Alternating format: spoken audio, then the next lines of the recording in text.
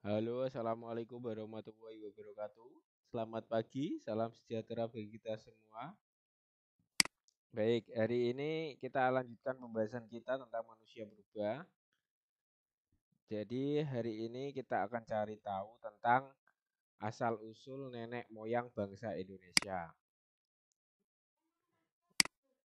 Nah, tujuan pembelajarannya setelah kegiatan pembelajaran ini diharapkan kalian dapat membandingkan kehidupan manusia purba dari segi fisik dan non-fisik serta menyimpulkan asal-usul nenek moyang bangsa Indonesia melalui diagram, peta konsep dan penuh dengan penuh semangat. Jadi, kalian ini dapat membandingkan manusia purba bentuknya bagaimana, ciri-cirinya bagaimana yang satu dengan lain.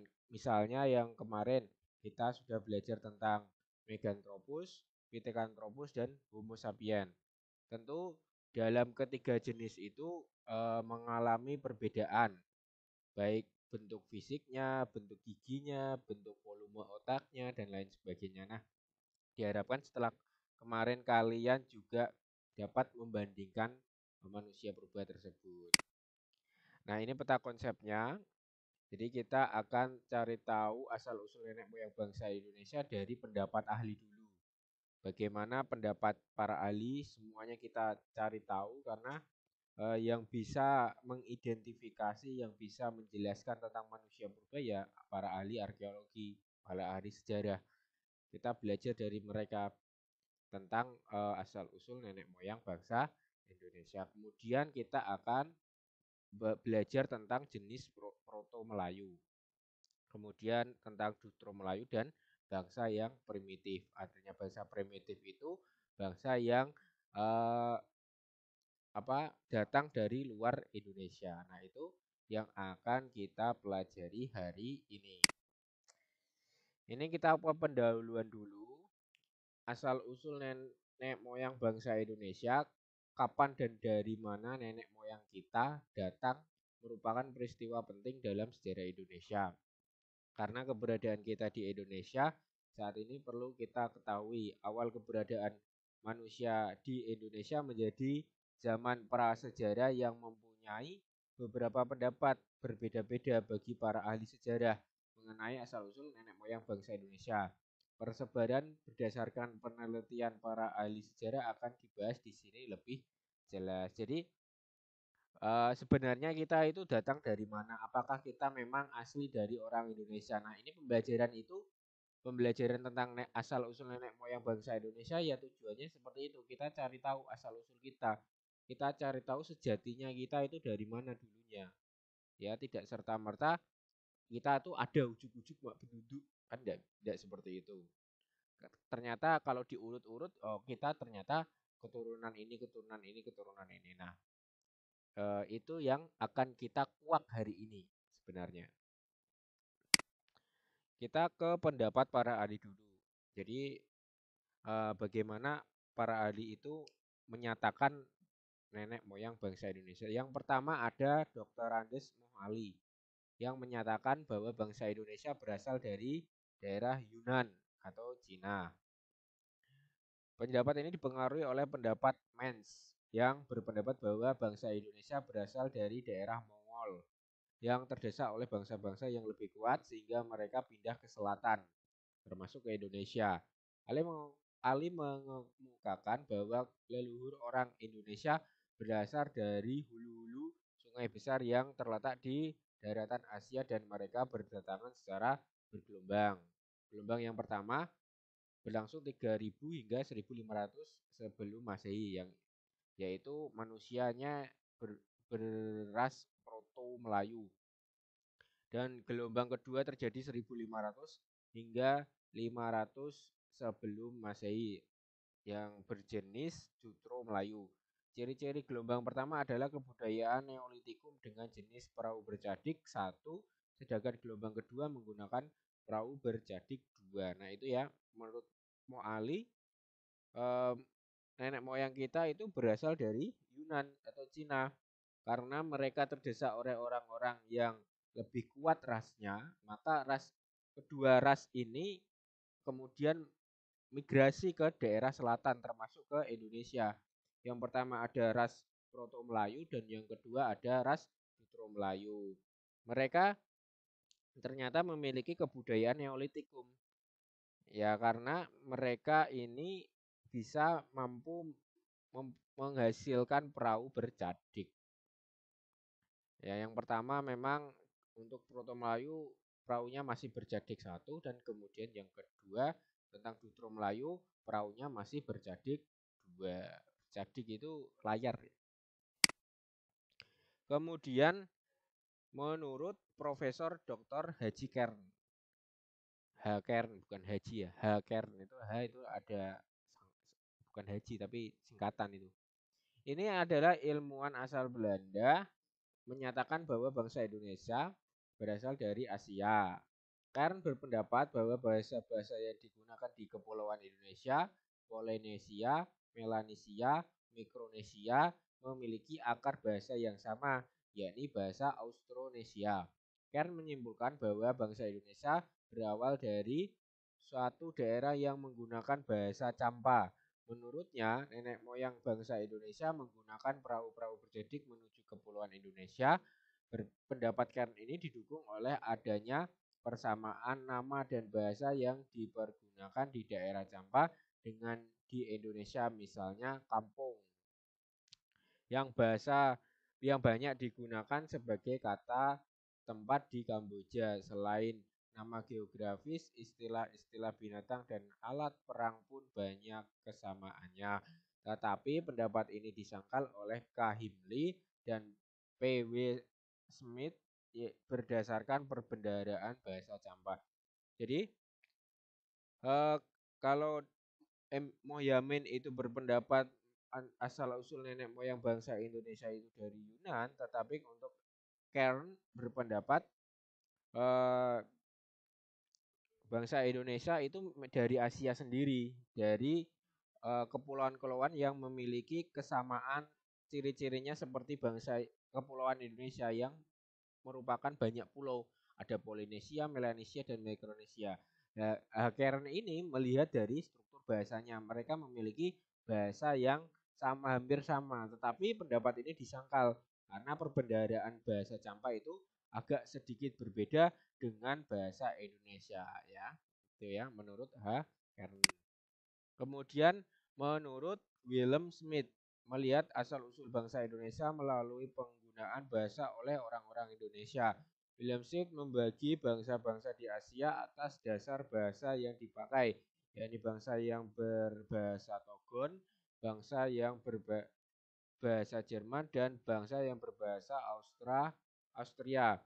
Lalu bahasa Austria sendiri dibagi menjadi dua, yaitu bangsa yang berbahasa Austronesia dan bangsa yang berbahasa Austronesia. Bangsa-bangsa yang berbahasa Austronesia ini mendiami wilayah Indonesia, Melanesia, dan Polinesia. Nah, jadi menurut William Smith hampir sama dengan Kern, membagi bangsa-bangsa ini asal usulnya berdasarkan bahasa. Ya, kita highlight ya, ada yang bahasa Togon, ada yang bahasa Jerman. Nah, untuk Indonesia sendiri ini berasal dari bahasa Austria. Nah, Austria sendiri dibagi menjadi dua, Austroasia dan Austronesia. Nah, yang Austronesia ini mendiami Asia bagian tengah, sedangkan yang Austronesia ini bahasa yang sering digunakan oleh orang-orang yang ada di kepulauan-kepulauan yang banyak-banyak, seperti yang ada di kepulauan Oceania atau di Filipina itu dan di Indonesia. Nah, inilah yang menjadikan William Smith berpendapat bahwa asal usul nenek moyang bangsa Indonesia itu berdasarkan penggunaan bahasanya yang sama. Kemudian menurut Prof. Sangkot Marzuki menyatakan bahwa nenek moyang bangsa Indonesia berasal dari Austronesia, dataran Sunda. Hal ini didasarkan hasil penemuan DNA fosil. Ia menyanggah bahwa nenek moyang bangsa Indonesia berasal dari Yunan karena Homo erectus dan Pithecanthropus erectus ini tidak ada kelanjutannya pada manusia saat ini. Mereka punah dan digantikan oleh manusia dengan spesies baru yang sementara ini diyakini sebagai nenek moyang manusia yang ditemukan di Afrika. Nah, itu menurut Sangkot Marzuki.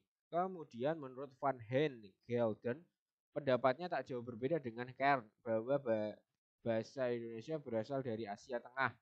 Teori Gelden ini didukung oleh penemuan-penemuan sejumlah artefak sebagai perwujudan budaya yang ditemukan di Indonesia mempunyai banyak kesamaan dengan yang ditemukan di dataran Asia. Nah, itu menurut Van Hen Gelden.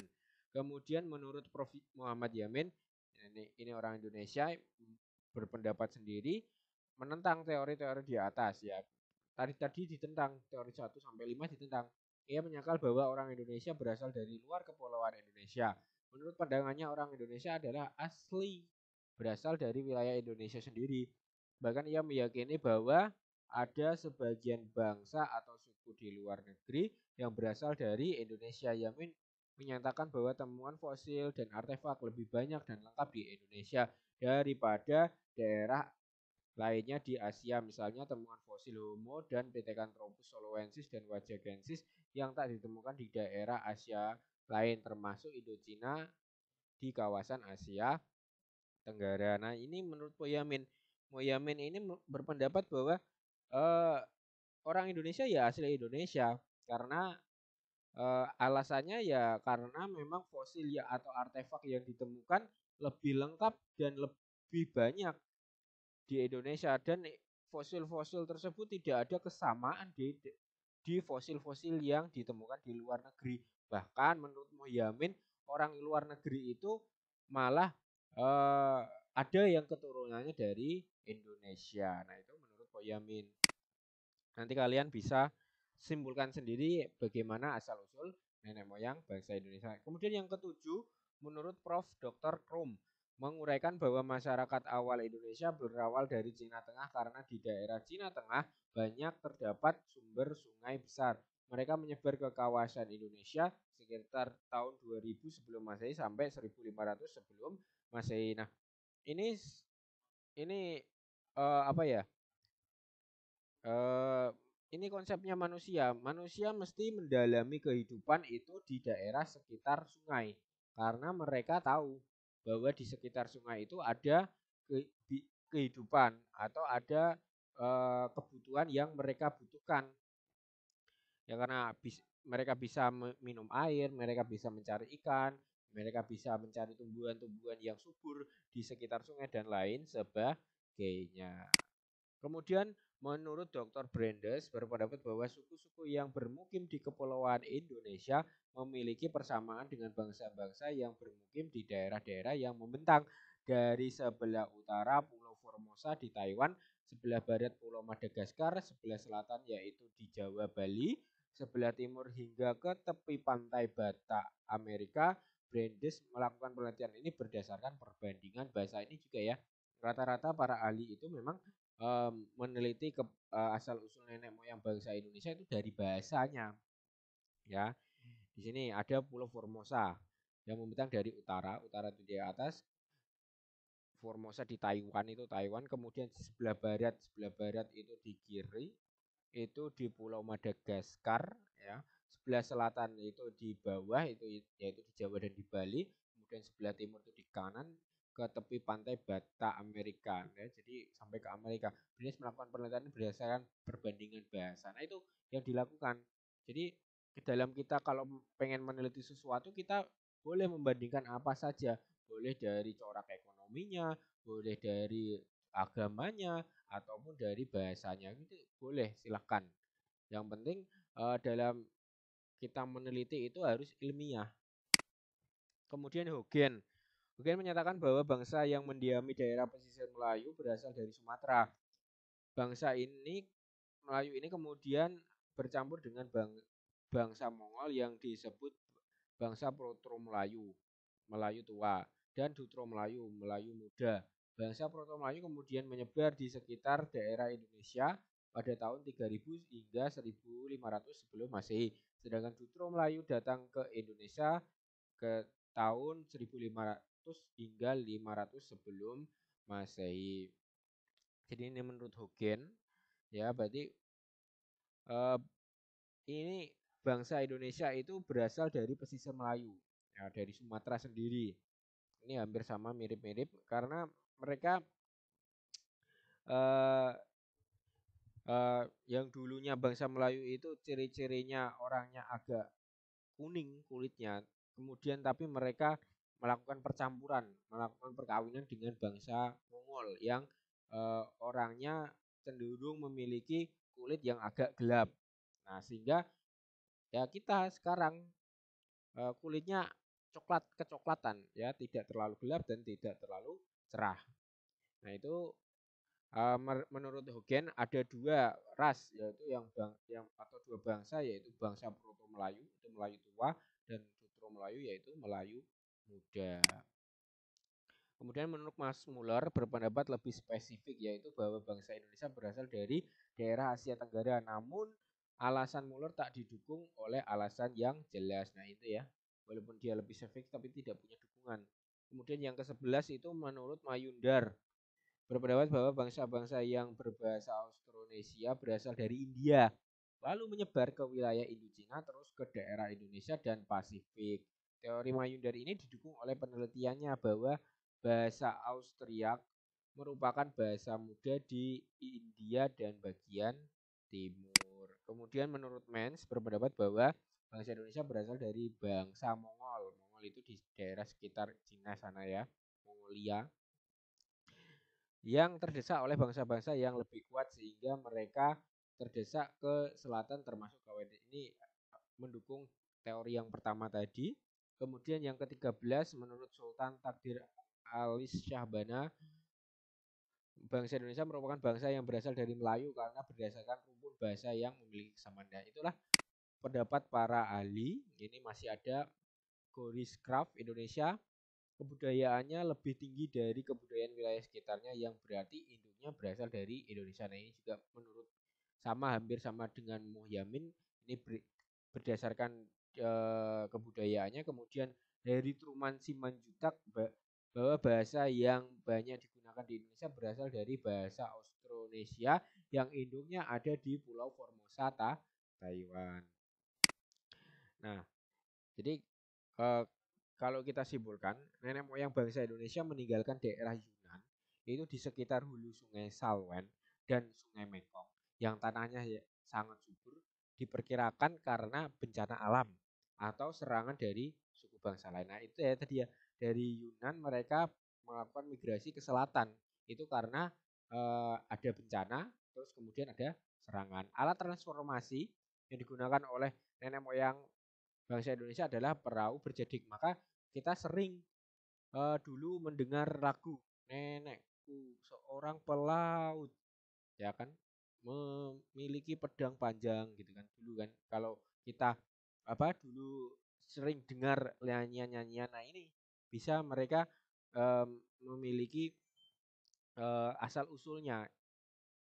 Mereka belayar secara berkelompok tanpa mengenal rasa takut dan menempati berbagai pulau, dan salah satu tempat yang mereka pilih adalah Nusantara. Kenapa kok dipilih Nusantara? Ya memang di situ memiliki bumi yang bumi yang rimbun, bumi yang luas, bumi yang hijau dan memiliki bisa menjanjikan kehidupan. Hal ini menunjukkan bahwa nenek moyang bangsa Indonesia adalah pelaut-pelaut yang ulung dan mempunyai jiwa kelautan yang mendalam. Kemudian nenek moyang bangsa Indonesia mempunyai kebudayaan kelautan, yaitu sebagai penemu model asli perahu bercadik yang merupakan ciri khas kapal bangsa Indonesia. Orang-orang Austronesia yang memasuki wilayah Nusantara dan kemudian menetap disebut bangsa Melayu Indonesia. Mereka inilah yang menjadi nenek moyang langsung bangsa Indonesia sampai sekarang. Jadi orang-orang kita bisa simpulkan orang-orang Austronesia yang memasuki wilayah Indonesia atau Nusantara yang kemudian menetap yang disebut Melayu Indonesia, dan inilah yang kita sebut nenek moyang bangsa Indonesia, yaitu bangsa Melayu, Melayu Indonesia yang berasal dari orang-orang Austronesia yang masuk ke Indonesia. Jadi bisa kita simpulkan ini menjadi dua nenek moyang kita, dari ras Proto Melayu dan ras Dutro Melayu. Proto itu tua, Dutro itu muda. Nah, kemudian kita kenal dulu Proto Melayu itu bagaimana. Nah, bangsa Melayu tua atau Proto Melayu adalah orang-orang Austronesia dari Asia yang pertama kali datang ke Nusantara sekitar 1500 tahun sebelum Masehi. Bangsa Melayu tua memasuki wilayah Nusantara melalui dua jalur. Yang pertama, jalur barat melalui Malaysia, kemudian sampai ke Sumatera, kemudian jalur utara itu dari timur itu dari Filipina ya, dari atas kemudian ke Sulawesi. Bangsa Melayu tua ini memiliki kebudayaan yang lebih tinggi daripada manusia purba. Kebudayaan bangsa Melayu tua ini disebut kebudayaan batu baru atau Neolitikum. Meskipun hampir semua peralatan mereka terbuat dari batu, pembuatannya sudah dihaluskan. Ya, itulah bangsa Proto Melayu. Kita lanjutkan lagi untuk Proto Melayu. Hasil budaya zaman ini yang terkenal adalah kapak persegi yang paling banyak ditemukan di wilayah Indonesia bagian barat, di daerah Sumatera, daerah Jawa, dan Kalimantan, Bali. Menurut Van Heeken, di Kalumpang, Sulawesi Utara telah terjadi perpaduan antara tradisi kapak persegi dan kapak lonjong yang dibawa oleh orang-orang Austronesia yang datang dari arah utara atau melalui Filipina dan Sulawesi. Suku bangsa Indonesia yang termasuk anak keturunannya yaitu bangsa Proto Melayu ini adalah suku Dayak dan Toraja yang ada di Kalimantan, dan Toraja itu di Sulawesi sana. Kemudian kita ke Dutro Melayu. Pada kurun waktu tahun 400 sampai 300 sebelum Masehi, ada gelombang kedua nenek moyang bangsa Indonesia yang datang ke Nusantara. Nah, tadi yang gelombang pertama yang tua ya, karena mereka terdesak tadi. Kemudian ini disebut bangsa Dutro Melayu yang berhasil mendesak dan berasimilasi dengan pendahulunya, yaitu bangsa Proto Melayu. Jadi ini hampir sama. Sebenarnya ciri-ciri mereka sama. Orangnya sipit, kulitnya lurus, mereka agak kuning, agak tinggi gitu ya. Nah, ini karena akhirnya pada di Yunan itu mereka terdesak lagi dan mereka berhasil berasimilasi dengan bangsa yang sudah mendiami Indonesia sebelumnya, yaitu bangsa Proto Melayu. Bangsa Dutro Melayu memasuki wilayah Nusantara melalui jalur barat. Mereka menempuh rute dari Yunan, Teluk Tonkin, Vietnam, kemudian ke Semenanjung Malaysia, dan akhirnya sampai ke Nusantara. Bangsa Dutro Melayu memiliki kebudayaan yang lebih maju dibandingkan bangsa Proto Melayu karena mereka telah dapat membuat barang-barang dari perunggu. Sedangkan Proto Melayu tadi mereka masih bersifat kebatuan. Mereka masih menggunakan batu untuk kehidupan mereka. Nah, sedangkan Proto Melayu ini lebih maju. Mereka sudah berhasil membuat alat-alat perunggu dengan metode-metode ecar berdue atau metode tangkup, ya, metode mencetak. Mereka berhasil melelehkan perunggu atau besi. Hasil kebudayaan yang terkenal adalah kapak corong dan kapak serpatu, dan juga nekara-nekara ini digunakan untuk alat-alat persembahan biasanya. Kemudian selain kebudayaan logam, bangsa Melayu juga mengembangkan kebudayaan megalitikum, misalnya menhir atau tugu batu, dolmen, meja batu, sarkofagus, keranda mayat, kubur batu, dan punden berundak. Semua kebudayaan ini merupakan kebudayaan yang ditujukan untuk kepercayaan mereka. Mereka sudah mulai memiliki kepercayaan bahwa roh nenek moyang itu ada, atau biasa kita sebut kepercayaan animisme. Suku bangsa Indonesia yang termasuk keturunan bangsa Melayu adalah suku Jawa, ya, atau Dutro Melayu ini memiliki keturunan yaitu suku Jawa, Melayu, dan Bugis sampai sekarang. Ya, jadi kita kalau orang Jawa ya, jadi keturunannya dari orang Dutro Melayu yang rata-rata itu lebih maju dengan mereka bisa menemukan logam di sini. Kemudian yang terakhir kita mengidentifikasi bangsa yang primitif. Sebelum kelompok bangsa Melayu memasuki Nusantara, sebenarnya sebenarnya telah ada kelompok manusia yang lebih dahulu tinggal di wilayah tersebut. Mereka termasuk bangsa primitif dengan budayanya yang sangat sederhana. Mereka yang termasuk bangsa primitif adalah yang pertama adalah manusia Pleistosen atau manusia purba. Kehidupan manusia purba ini selalu berpindah tempat dengan kemampuannya yang sangat terbatas. Demikian juga dengan kebudayaannya sehingga corak kehidupannya manusia purba ini tidak dapat diikuti kembali kecuali beberapa aspek saja, misalnya teknologi yang masih sangat sederhana, teknologi politik. Termasuk teknologi politik sekarang masih sampai zaman sekarang tuh masih kita gunakan loh. Cobek, kamu tahu, cobek itu kan peninggalan manusia Pleistosen atau manusia purba. Kalau kita tidak cobek, maka tidak kita tidak bisa menggiling bumbu yang kita peroleh. Kemudian suku Wedoid. Sisa-sisa suku Wedoid sampai sekarang masih ada, misalnya suku Sakai di Siak serta suku Kubu di perbatasan Jambi dan Palembang. Mereka hidup dari meramu atau mengumpulkan hasil hutan dan berkebudayaan sederhana. Mereka juga sulit sekali menyesuaikan diri dengan masyarakat modern. Nah, ini masyarakat di pedalaman ya. Ya, itu Wedoid namanya. Kemudian yang terakhir itu suku Negroid di Indonesia. Sudah tidak terdapat lagi sisa-sisa kehidupan suku Negroid, tetapi di pedalaman Malaysia dan Filipina keturunan suku Negroid masih ada.